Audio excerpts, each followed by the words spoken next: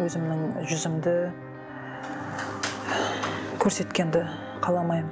Осы Астана қаласы құрылғаннан бастап мен жұмысқа келдім. Келуімнің себебі ата-анам қайтыс болғаннан кейін мен анамның қолында анамды атамды жерлегеннен кейін осы Астана қаласына келіп жұмыс жасауыма тура келді. Ең алғашқы бастаған жұмыс орным ол құрылыс болды. Сол құрылыста сылақ сияқты әйтеуір елдің істеп жатқан тіршілігін істедім.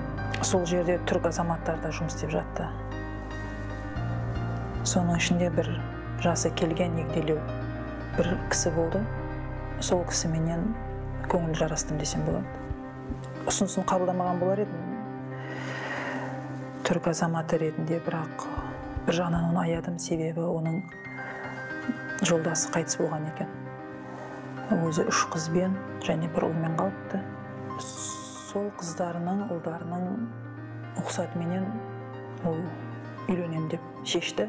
Сонымен уақыттар өтіп жатты, мен аяғым ауырлады. Сол түрік еліне барғаннан кейін бәрі жақсы болды әуелгіде.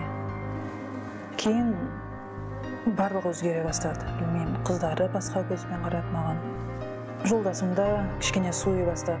Жолдасым екеуміз кәдімгідей ашық керіске барғаннан кейін мен бел будым, еліме қайтам дедім. Тек бір көз қуанышым ішімдегі өзімнің балам еді. Сол бір жылдан кейін босандым, қыз босандым. Қыз қазір ер жетті. Мен одан кейін тұрмысқа шықпадым. Біз қызымыз екеуміз тұрып жатырмыз. Қызым 16 жаста. Мен қызыма қарап отырып, ешқандай бақыттың маған керек емес екенін сездім. Барлық қыз келіншектерге айтарым сол.